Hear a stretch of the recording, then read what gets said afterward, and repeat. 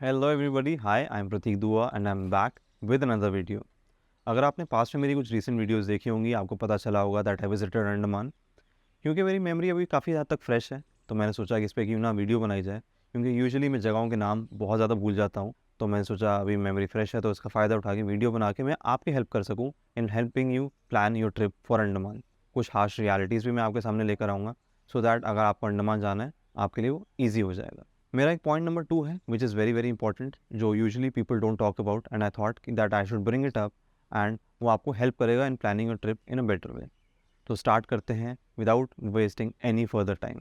सबसे पहले हम बात करते हैं फ़्लाइट्स की। अगर आपको दिल्ली से अंडमान जाना है तो डायरेक्ट फ़्लाइट्स नहीं होती हैं, आपको वन स्टॉप फ़्लाइट लेनी पड़ेगी, which could be at Bangalore, Chennai और कोलकाता। जैसे जाते वक्त हमारी कोलकाता में फ़्लाइट थी और हमें डी बोर्ड नहीं करना पड़ा। इनफैक्ट पैसेंजर्स 45 मिनट्स का टाइम था, पैसेंजर्स ने हम फ़्लाइट में बोर्ड करा, हम आगे गए एंड वापसी में हमें डी बोर्ड करके दूसरी फ़्लाइट लेनी पड़ी for Delhi. Flights to Andaman specially, मैं दिल्ली से बात करूँ तो इट्स क्वाइट एक्सपेंसिव। मतलब मैं थोड़े से और पैसे डालता तो we could have gone to Maldives also, but flights थोड़ी एक्सपेंसिव है, वो एक थोड़ा सा चीज़ चुभती है। अब हम बात करते हैं सेकंड पॉइंट की, which is very very important and actually nobody talks about it. There is time difference. Yes, you heard me right. India में एक्चुअली दो टाइम जोन्स तो होने चाहिए, बट वो होता नहीं इम्प्लीमेंट। अंडमान इंडिया से, sorry to say, but rest of the India से काफ़ी ज़्यादा दूर है। इनफैक्ट अंडमान थाईलैंड के काफ़ी ज़्यादा पास है।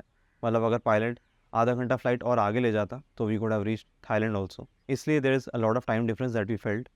सो I would advice you that you start your day early and plan your day accordingly. जैसे कि यहाँ पे सनराइज़ जो है वो सुबह 4 साढ़े 4 बजे हो जाता है एंड सनसेट यूजुअली 5 साढ़े 5 बजे हो जाता है। तो यहाँ पे अंधेरा जैसे जल्दी हो जाता है, तो आपको अपनी चीज़ें वैसे उसके हिसाब से प्लान करनी चाहिए। क्योंकि यहाँ पे नाइट लाइफ ऐसा कुछ खास है नहीं, कोई यहाँ पे पार्टी कल्चर गोवा की तरह नहीं है, तो आप उस हिसाब से अपना ट्रिप थोड़ा प्लान कर सकते हैं। थर्ड हम बात करते हैं which is weather. Andaman actually equator के काफ़ी पास है। यहाँ पे दोपहर को बहुत ज़्यादा गर्मी हो जाती है। अंडमान बेसिकली एक ट्रॉपिकल आइलैंड है, तो यहाँ का जो वेदर है वो बहुत गर्म होता है। दोपहर को यहाँ पे बहुत ज़्यादा गर्मी होती है। अगर आप गोवा गए होंगे तो यहाँ पे भी सिमिलर वेदर ही रहता है। दोपहर को बहुत गर्मी होती है, दिन में और शाम में बहुत अच्छा मौसम होता है। एंड टाइम डिफरेंस का जैसे मैं आपको ऑलरेडी बता चुका हूँ, यहाँ पे आप अर्ली मॉर्निंग स्टार्ट करिए, जैसे आप वाटर एक्टिविटीज़ के लिए जा सकते हैं। क्योंकि यहाँ पे थोड़ी सी हार्श वेदर है, मैं आपको एडवाइस करूँगा कि अपनी प्रॉपर्टी बहुत स्मार्टली चूज़ करिए। चूज़ अ गुड प्रॉपर्टी जहाँ पे स्विमिंग पूल हो या और बाकी और एम्यूनिटीज़ भी हो।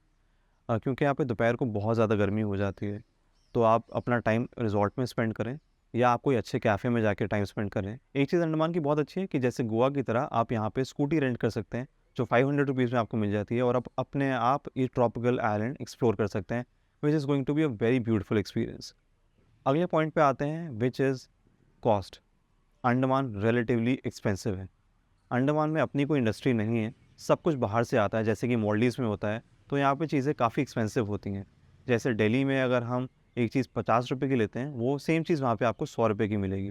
सो you should be willing to pay that price, but it's okay यार, क्योंकि यहाँ पे एक्चुअली जो शिप से सामान अंडमान आता है उसको भी आने में यहाँ पे 4 से 5 दिन लग जाते हैं, इसलिए यहाँ पे कॉस्ट थोड़ी सी हाई होती है। अब हम बात करते हैं फूड की। तो अंडमान ऑब्वियसली अपने सी फूड के लिए बहुत ज़्यादा फेमस है, बट वेजिटेरियन लोगों के लिए कोई घबराने की बात नहीं है। यहाँ पे वेजिटेरियन फूड आराम से मिल जाता है। इनफैक्ट यहाँ का जो फ्लेवर है, करी है, ये बहुत अच्छा है। मैं यहाँ के पर्सनली फूड से बहुत ज़्यादा इंप्रेस हुआ। ऑब्वियसली जैसे मैंने बताया कि एक्सपेंसिव है, हम एक लोकल ढाबे पे गए थे, तो वहाँ पे भी हमारा बिल्कुल 700 रुपये का आ गया था, which I think is quite a lot with respect to the place it was, but I guess that's okay. अब हम बात करते हैं अंडमान की बीचेस के बारे में। तो ऑब्वियसली अंडमान के बीचेस भी यहाँ पे बहुत ज़्यादा सुंदर हैं and they can easily be compare to that of Maldives.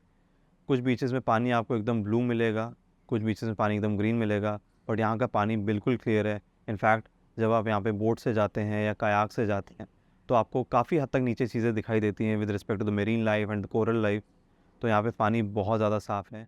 In fact Andaman में एक राधानगर बीच है जो कि हैवलॉक में है, वो बहुत ज़्यादा सुंदर है and it is also rated as one of the best beaches of Asia. तो अगर आप गोवा की बीचेस से तंग आ गए तो आई वुड एडवाइस कि आप अंडमान आइए। यहाँ की बीचेस बहुत अमेजिंग हैं, इंटरनेशनल लेवल की हैं एंड आप यहाँ की बीचेस को बहुत ज़्यादा इंजॉय कर पाएंगे। अब हम बात करते हैं बहुत इंपॉर्टेंट चीज़ की, which is places to visit and how to plan your trip for Andaman.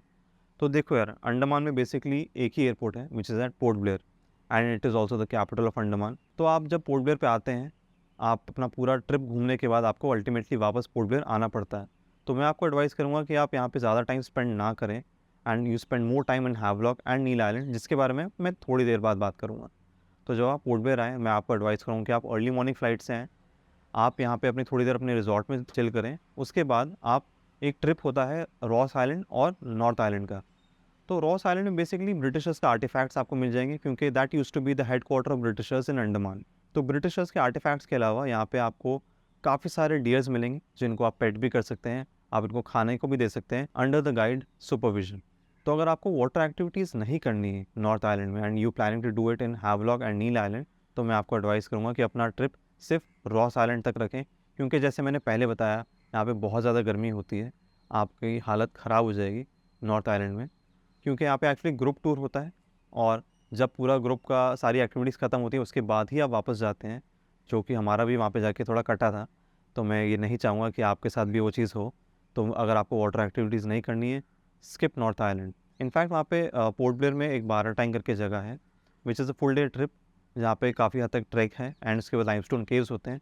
But हमने वो स्किप किया क्योंकि हमने लाइमस्टोन केव ऑलरेडी वियतनाम में एक्सपीरियंस कर लिया था। पर मैं आपको ये एडवाइस करूँगा कि आप शाम को जो है सेलुलर जेल ज़रूर जाएँ। It's going to be a very good experience, आपको बहुत मज़ा आएगा। इनफैक्ट वहाँ पे एक लाइट एंड साउंड शो होता है जो बहुत अमेजिंग है, मैं आपको 100% रिकमेंड करूँगा। उसके बाद आपको जाना चाहिए हैवलॉक में। हैवलॉक में आपको 3 to 4 डेज़ का अपना ट्रिप बनाना चाहिए।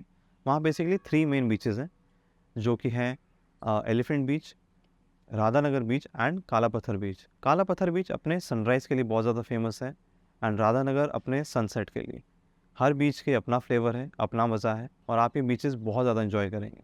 अगर आपको वाटर एक्टिविटीज़ करनी है तो एलिफेंट बीच पे बहुत ज़्यादा वाटर एक्टिविटीज़ होती हैं, आप उसके लिए भी जा सकते हैं। वाटर एक्टिविटीज़ से याद आया, आप स्कूबा डाइविंग भी कर सकते हैं। मैंने वहाँ पे 2 बार करी थी and it was actually not that expensive, to be very honest. Usually अगर आप स्कूबा डाइविंग किसी से पूछेंगे तो वो 5000 रुपीज़ बोलते हैं आपको बोट डाइव्स के लिए। बट मेरे को बहुत अच्छी डील मिल गई थी। मेरे को 3500 रुपीज़ का मिला था एंड मैंने 2 बार किया scuba diving and it really changed my life. वापस दिल्ली आने के बाद मैंने स्विमिंग क्लासेस के लिए जॉइन किया एंड मेरी स्विमिंग क्लासेस अभी चल रही हैं। इनफैक्ट और आधे घंटे में मुझे अपनी स्विमिंग क्लास के लिए जाना भी है। तो आप वहाँ पे अपने स्कूबा डाइविंग कर सकते हैं, वहाँ पे आप स्नॉर्कलिंग कर सकते हैं, सी वॉक कर सकते हैं और बहुत सारी एक्टिविटीज़ कर सकते हैं। इनफैक्ट हैवलॉक में हमने एक बहुत यूनिक एक्सपीरियंस किया था, विच इज़ नाइट कायाकिंग, जिसमें हरमीत और मैं रात के 3 बजे कायाक पे बैठ के हमने मैंग्रोव फॉरेस्ट क्रॉस किया था। ऊपर हमें पूरी गैलेक्सी दिख रही थी, यहाँ पे पॉल्यूशन ऑब्वियसली नहीं है, तो यहाँ पे स्टार्स बिल्कुल क्लियर दिखते हैं लेह लद्दाख की तरह। बायोल्यूमिनेंस हमने एक्सपीरियंस किया, वो अनफॉर्चुनेटली कैमरा में कैप्चर नहीं हो पाई और वो एक बहुत यूनिक एक्सपीरियंस था जो हमें हैवलॉक आइलैंड में हमने एक्सप्लोर किया था। उसके बाद आप जा सकते हैं नील आइलैंड। नील आइलैंड यूजुअली 1 डे ट्रिप होता है या लोग 1 नाइट स्पेंड करने के लिए वहाँ पे जाते हैं। ये एक बहुत छोटा सा आइलैंड है, बहुत क्वाइट सा आइलैंड है, बहुत शांति है यहाँ पे। मतलब 3 किलोमीटर में आप मानिए आपने सारी टूरिस्ट एक्टिविटीज़ कवर कर ली हैं। आप वहाँ पे स्कूटी से भी ट्रैवल कर सकते हैं एंड इनफैक्ट इतना छोटा आइलैंड है, आप ऑन फुट भी इसको कवर कर सकते हैं। नील आइलैंड में बेसिकली 3 मेन टूरिस्ट स्पॉट्स हैं। लक्ष्मणपुर बीच, जो कि अपने सनसेट के लिए फ़ेमस है। भरतपुर बीच, जो अपने सनराइज़ के लिए फ़ेमस है एंड नेचुरल ब्रिज, वहाँ पे नेचुरल पॉन्ड्स बने हुए हैं जहाँ पे कोरल लाइफ और मेरीन लाइफ आपको दिख जाती है, जो आपको स्कूबा डाइव में जाके देखने को मिलती है। वो आपको वहाँ के छोटे-छोटे पॉन्ड्स में आपको दिख जाएगी। जो वहाँ पे बीचेस का जो करंट है वो इतना तेज़ होता है, उसको देखने में बहुत ज़्यादा मज़ा आता है। एंड हाँ, एक चीज़ मैं बताना भूल गया, ये सारे आइलैंड्स हैं, तो आप यहाँ पे गवर्नमेंट फेरी बुक कर सकते हैं या प्राइवेट फेरी बुक कर सकते हैं, जो आपकी आप ऑनलाइन जाके इसको सब बुक कर सकते हैं। तो मैं आपको एडवाइस करूँगा कि आप कोई अच्छे ट्रैवल एजेंट के थ्रू ये बुकिंग कराएँ, जो आपको थोड़ा हेल्प कर पाएगा इन planning your trip in a better वे, जिसमें आपका ज़्यादा टाइम भी वेस्ट ना हो। अब मैं आपके सामने प्रेज़ेंट करूँगा कुछ मिसलेनियस टिप्स। अंडमान में सबको हिंदी आती है, तो यहाँ पे कोई लैंग्वेज बैरियर नहीं है। दूसरी बात, यहाँ पे एयरटेल एंड जियो का नेटवर्क आता है, बट बहुत अच्छा नेटवर्क नहीं आता कि आपका मोबाइल डेटा बहुत अच्छे से चल पाए।